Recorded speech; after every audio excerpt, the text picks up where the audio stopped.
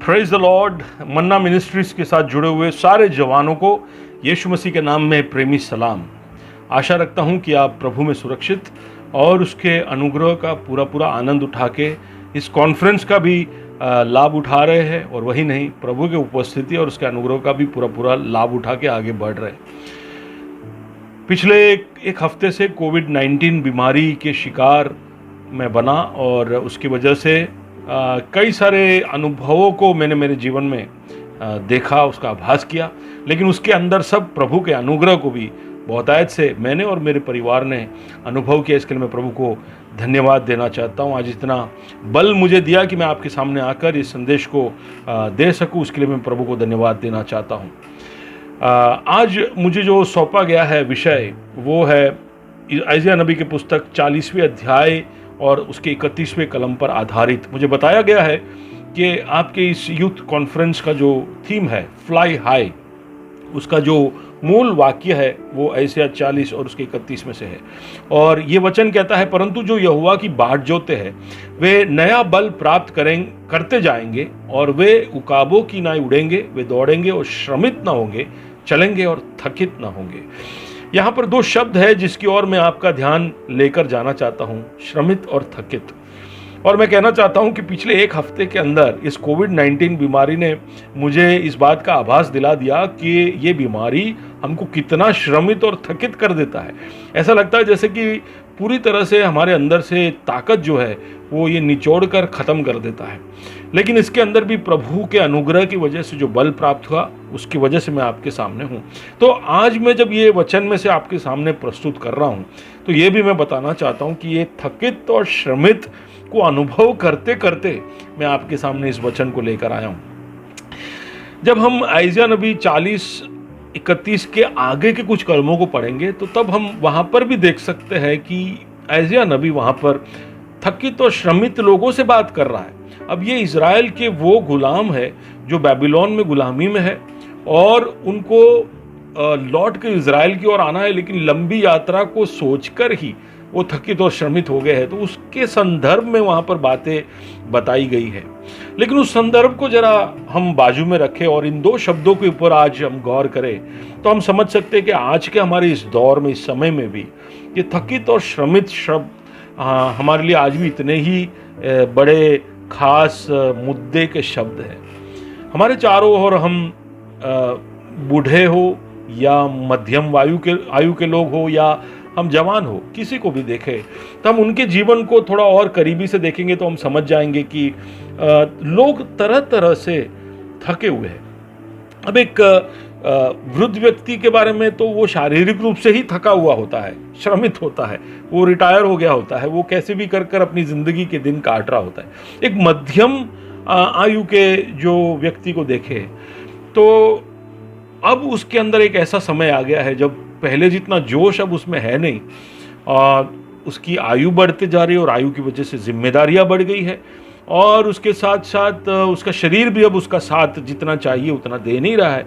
तो उसकी वजह से वो थकित और श्रमित है। और वही नहीं, जिस गति से उसके चारों ओर साइंस, टेक्नोलॉजी इत्यादि का डेवलपमेंट हो रहा है, उसे ऐसा लगता है कि वो उस गति के साथ साथ अपनी गति को नहीं रख पा रहा है।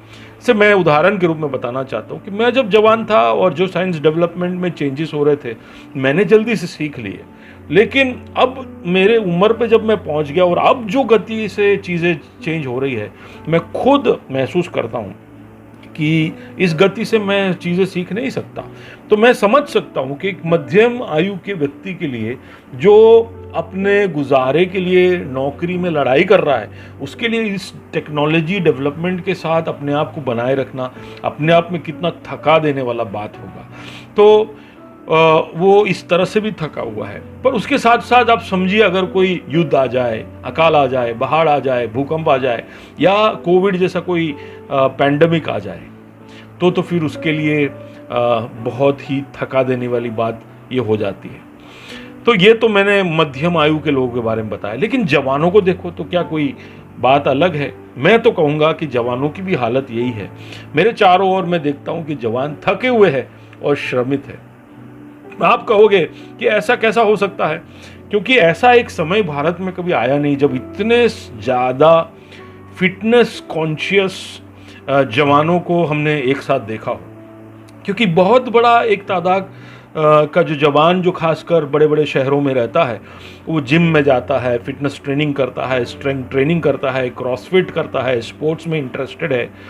तो एक तरफ फिटनेस का इतना बड़ा एक अवेयरनेस है, जागरूकता है, और दूसरी तरफ जो अपने आप को वज़न में ज़्यादा महसूस करते हैं, वो तरह तरह के डाइटिंग प्रोग्राम, वर्कआउट इत्यादि कर कर अपने वज़न को घटा रहे। तो हर कोई अपने ताकत को, अपने सामर्थ्य को बढ़ाने के लिए कोशिशें कर रहा है। तो जवानों में तो खास इस तरह से कहना कि वो थकित है, श्रमित है, तो गलत हो जाएगा।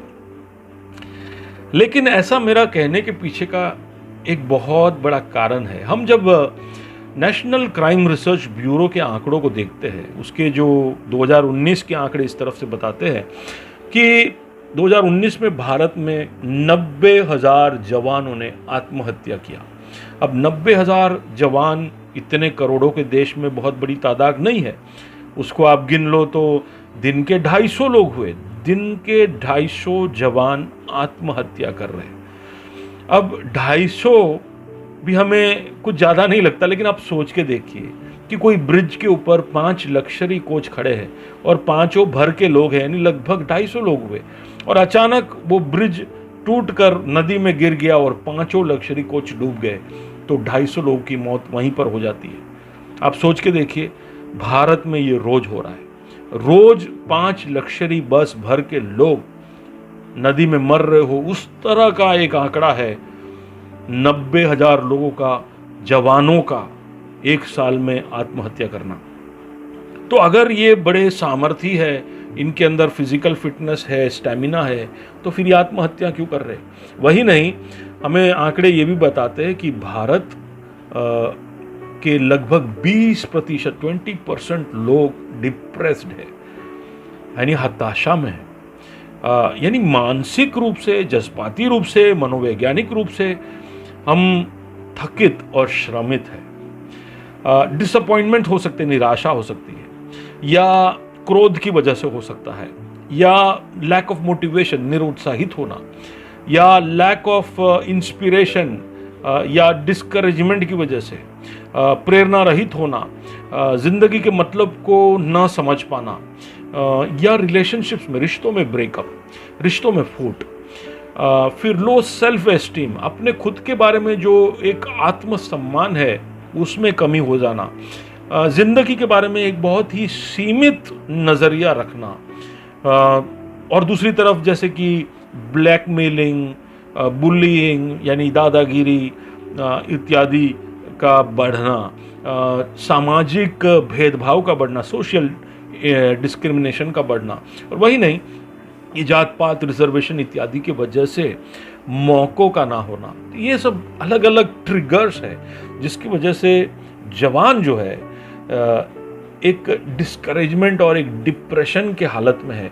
और कई सारे लोग इस हालत में अपनी ज़िंदगी आगे बढ़ा लेते हैं, लेकिन बहुत सारे लोग इसके वजह से अलग अलग तरह के क्या कहते हैं, एडिक्शन यानी सब्सटेंस अब्यूज़, ड्रग्स, शराब इत्यादि के नशे में लत हो जाते हैं, और कई सारे लोग जैसे हमने देखा आत्महत्या कर रहे हैं। तो थकित और श्रमित लोग हमारे चारों ओर है, और ये दो शब्द हमारे लिए आज भी इतना ही मायने रखता है जितना शायद अय्या नबी के समय में रखा होगा। तो आइए हम देखते हैं कि इस अध्याय के अंदर परमेश्वर की ओर से थकित और श्रमित लोगों के लिए क्या संदेश है। हम जब उस आयत को पढ़ते हैं और उसके आगे के भागों को पढ़ते हैं, हम समझ सकते हैं दो खास चीजें जो हमें गौर करनी है। एक तो ये कि वहां पर बहुत स्पष्ट रूप से लिखा है कि यहोवा जो है वो ना थकित होता ना श्रमित होता, वो ना थकता ना श्रमित होता। तो एक बात जो हम सबको गौर करने की जरूरत है कि ऐसा तो कोई है जो कभी थकता नहीं है, और अगर ऐसा कोई है तो उसके साथ पहचान बनाना, उसको जानना, अगर उसके साथ कोई भी तरह की भागीदारी हो सकती है, कोई पार्टनरशिप हो सकता है, या उसके साथ एक रिश्ता बना सकते हैं, या उसको हम जान सकते हैं, तो फिर वो जानने की कोशिश करना, ये हमारे लिए सबसे पहले नोट करने वाली बात है। तो यहोवा यानी परमेश्वर जो है वो कभी थकता नहीं, तो ये बात को हम कभी भूले नहीं। दूसरी तरफ एक और बात जो वहां पर हम देख सकते हैं, ऐसे नबी 40 और उसके 29 के अंदर लिखा है कि यहोवा थके हुओं को बल देता है और शक्तिहीन को सामर्थ देता है। यानी वो न केवल थकता और श्रमित होता, वो थके और श्रमित लोगों की चिंता करता है, उसकी ओर ध्यान लगाता है और उसके मन में एक इच्छा है कि उनके थकान को, उनके उस श्रम में से उनको आराम दे और उनको ताकत दे, उनको शक्ति दे, उनको सामर्थ्य दे। ये दो चीजें अगर आप गौर करो तो आप शायद एक आशा से भरपूर हो सकते हो। अगर आप मेरे इस संदेश को सुन रहे हो और आप अपने जीवन में एक थकावट, एक श्रमित हो जाने वाली अवस्था, एक निरुत्साह या हताशा या निराशा वाली अवस्था में से गुजर रहे, या आप रिश्तों में फूट की वजह से, या बहुत सारी जो बातें मैंने पहले बताई उसकी वजह से आप थके हुए हैं, तो ये जो संदेश है ये आपके लिए है। यहोवा थकता नहीं, श्रमित होता नहीं, और वही नहीं, उसकी नज़रें आप पर है, वो आपको शक्ति, सामर्थ और ताकत देना चाहता है। तो आपको अपने ही बलबूते पे, अपने ही ताकत पे जिंदगी का सामना करते रहने की ज़रूरत नहीं है। जैसे हम मोबाइल को रिचार्ज करने के बाद उसका वैलिडिटी ख़त्म नहीं हुआ लेकिन चार्ज ख़त्म हो गया तो हम टॉप अप करते हैं, ऐसे परमेश्वर के साथ के इस रिश्ते को समझकर या परमेश्वर की हमारे लिए ये जो चिंता है उसको समझकर हम हमारे ताकत और सामर्थ्य में टॉप अप कर कर हम शायद ज़िंदगी का सामना करने के लिए और तैयार अपने आप को कर सकते हैं। तो आइए हम देखते हैं कि ये कैसे हो सकता है। How to get this power and strength, ये ताकत और सामर्थ्य हम कैसे प्राप्त करें। तो आइज़िया 40 और 31 जो मैंने पहले पढ़ा उसको वापस में पढ़ना चाहता हूँ, और वहाँ पर इस तरह से लिखा है कि यहोवा की जो बाट जोता है वो नया बल प्राप्त करते जाएंगे। यानी जो चाबी है, जो की है, वो ये है कि हम यहोवा की बाट जोए, वेट ऑन द लॉर्ड। अब वहां पर जो वेट ऑन द लॉर्ड है उसका अर्थ ये भी है कि होप इन द लॉर्ड, यानी प्रभु पर जो आशा रखते हैं। एकदम सरल भाषा में कहूं तो जो प्रभु में अपनी सुरक्षा देखते हैं, वो जानते हैं कि हमारी जिंदगी प्रभु में सुरक्षित है, ऐसे लोग वो नया बल प्राप्त करेंगे। अब ये बातें जब ऐसे बताई जाती है तो कई बार इसको बड़े आध्यात्मिक रूप से समझा जाता है और इसलिए कई बार हम इसको समझ नहीं पाते।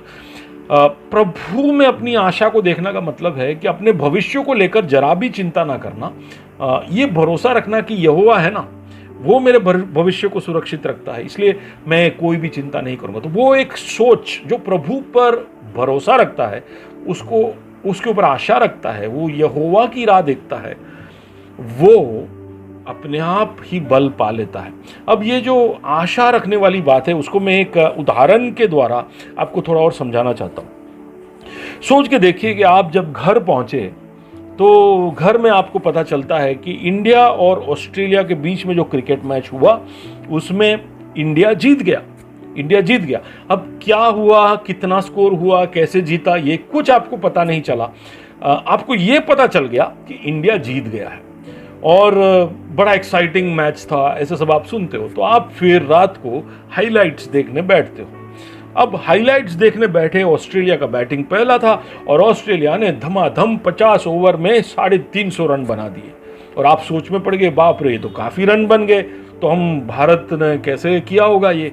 लेकिन भारत का इनिंग्स जब शुरू हुआ तो 10 ओवर के अंदर 50 रन बनाकर भारत के 5 विकेट गिर गए।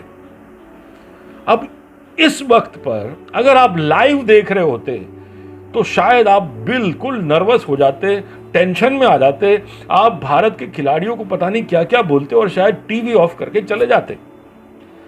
लेकिन आप लाइव नहीं देख रहे हो, आप हाईलाइट देख रहे हो और आपको पहले से पता है कि भारत ये मैच जीत चुका है। और इसलिए ऐसे समय में आप अब नर्वस नहीं होते, आप चिंतित नहीं होते, आप जिज्ञासु हो जाते हैं। आप सोचने लगते हैं अरे बाप रे इतनी खराब हालत हो गई, तो इसमें से तो ये कैसे निकले होंगे और ये कैसे जीते होंगे। तो आप क्यूरियस हो जाते हो, आप एक्साइटेड हो जाते हो देखने के लिए कि इतनी खराब हालत में से हम जीते हैं, और आप उस मैच में और भी शामिल होकर, अब ये आपके लिए एक टेंशन वाला बात नहीं, अब आपके लिए एक एडवेंचर बन जाता है और एक्साइटमेंट हो जाता है, और उस मैच को आप ज़्यादा एंजॉय कर पाते, उस हाईलाइट का पूरा पूरा लाभ उठाते।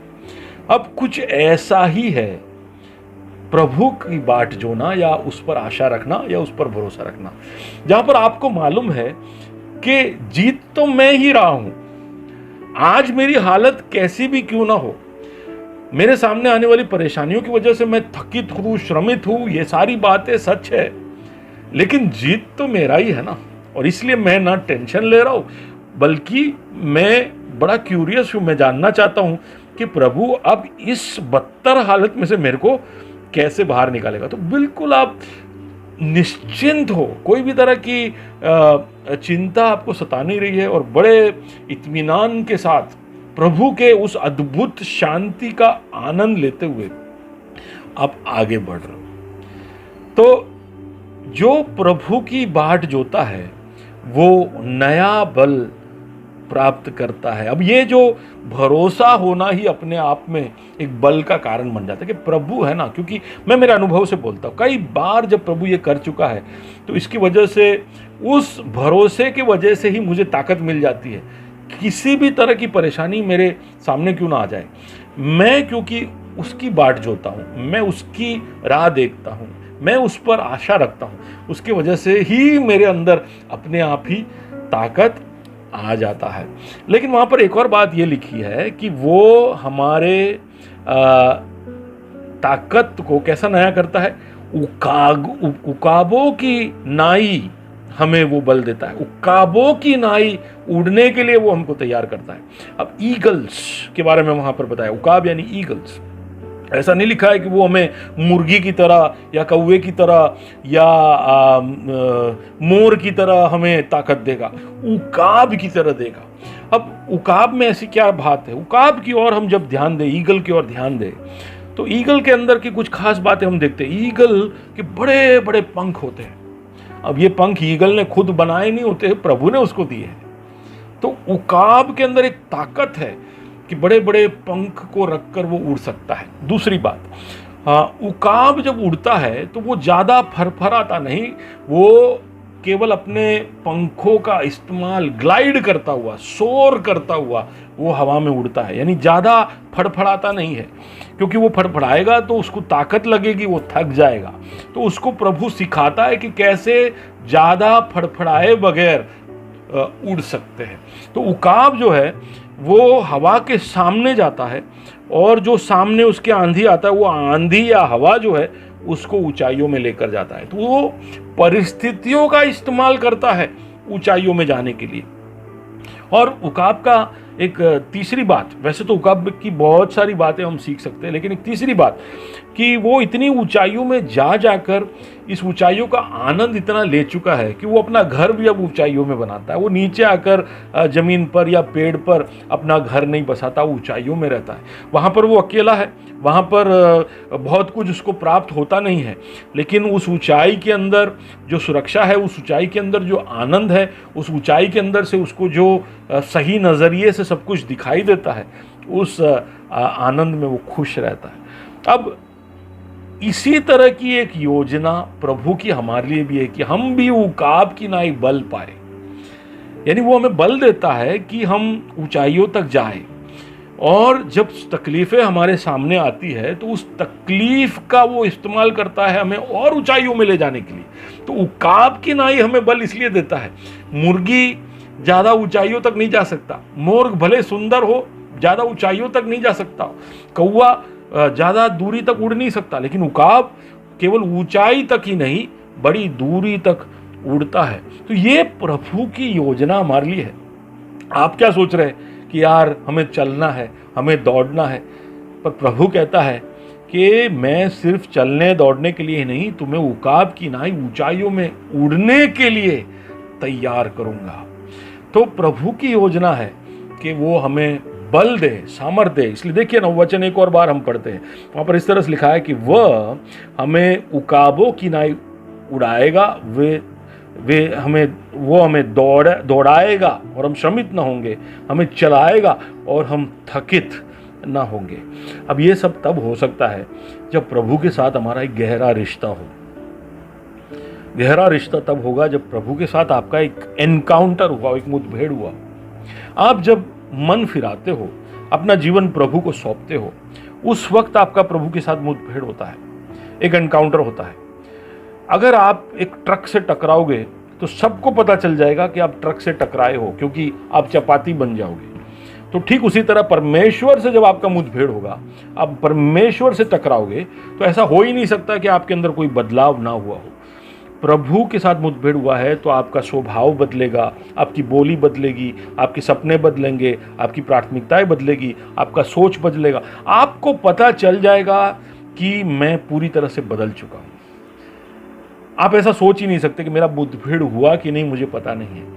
प्रभु के साथ आपका मुठभेड़ हुआ है तो आपको ही नहीं, आपके इर्द गिर्द, आपके चारों ओर सबको पता चल जाएगा कि इसका प्रभु के साथ एक एनकाउंटर हुआ है। और एनकाउंटर हुआ होगा तो प्रभु अपने आप के अंदर काम करना शुरू करेगा, आपको बदलेगा, आपको एक नया जन्म वो दे चुका है, वो आपको तैयार करेगा। और आप प्रभु पर भरोसा रखते हुए उसके वचन को पढ़ते, प्रार्थना करते, आराधना करते अब आगे बढ़ोगे, तो इस तरह से उसके ऊपर का आपका भरोसा बढ़ता जाता है। और ये भरोसा आपके काम आएगा। ये भरोसा केवल अनंत जीवन तक पहुंचने के लिए नहीं, आज इस पृथ्वी पर हम जो जीवन जीते हैं उसमें भी जो भी बातें हमारे सामने आती है, उसके सामने भी जाने के लिए ये भरोसा, ये विश्वास, ये रिश्ता हमको ताकत और सामर्थ्य देता है। वो हमें उकाब की नाई तैयार करता है ताकि हम उड़ सके। तो केवल आप ऐसा मत सोचिए कि मुझे थोड़ा सा ताकत मिल जाए और मैं मेरी ज़िंदगी की परेशानियों के ऊपर होकर मैं आगे निकल जाऊँ। प्रभु कहता है वो तो मैं दूंगा ही, तुम्हें मैं शक्ति दूंगा, ताकत दूंगा, वही नहीं, मैं तुम्हें तैयार करूंगा कि इन परेशानियों के ऊपर से उड़कर तुम मेरे नज़दीक आ जाओगे। उकाब जो है वो फिर अब आसमानों में ही रहना चाहता है, वो नीचे उतरना नहीं चाहता। वो प्रभु चाहता है कि हम उसके साथ के रिश्ते में इतने घनिष्ठता से जुड़ जाएं कि हम उसके संग ही हमेशा रहना चाहें। और मैं कहना चाहता हूँ जवानों, आप सबको चैलेंज करना चाहता हूँ कि आप इस अनुभव में आगे बढ़ने के लिए अपने आप को तत्पर करिए। प्रभु के साथ का जो वॉक है, जो एडवेंचर है, उसके लिए आप एक्साइटेड हो जाइए। ये सब केवल एक धार्मिक बात नहीं है, ये एक्सपीरियंस के लिए है। आप एक्सपीरियंस करिए, प्रभु को आपके साथ चलाइए और देखिए कि वो आपके अंदर और आपके द्वारा क्या क्या कमाल के काम करता है। प्रभु आपको आशीष दे। इन वचनों के सामने आप अपने आप को समर्पित करिए। आइए एक छोटी सी दुआ करते। प्रभु जी, इस वचनों को तेरे सम्मुख लेकर आता हूँ। तू हमारे थकित और श्रमित अवस्थाओं को जानता है और तू हमें शक्ति और सामर्थ्य देना चाहता है। और वही नहीं, तू हमें उकाबों की नाई उड़ने के लिए बल देगा, ताकत देगा, सक्षम करेगा। हम थकेंगे नहीं, हम दौड़ेंगे, चलेंगे और हम उड़ेंगे। इन सारे जवानों को तू मदद करना प्रभु जी। चारों ओर जब लोग थकित और श्रमित होकर थक कर अपनी ज़िंदगी को ख़त्म कर रहे या निराशित होकर हताशा में फंस कर वो ड्रग्स इत्यादि में फंस रहे या गलत गलत कदमों को उठा रहे, उसके बीच में एक उदाहरण के रूप में खड़े होने के लिए इन जवानों की तो मदद करना।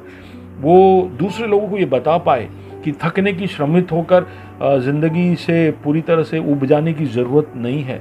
कोई तो है जो थकता नहीं, जो श्रमित नहीं होता, जो तुम्हारी चिंता करता है, और उसके साथ तुम चलोगे तो केवल चलोगे नहीं, दौड़ोगे, और केवल दौड़ोगे नहीं, उड़ोगे।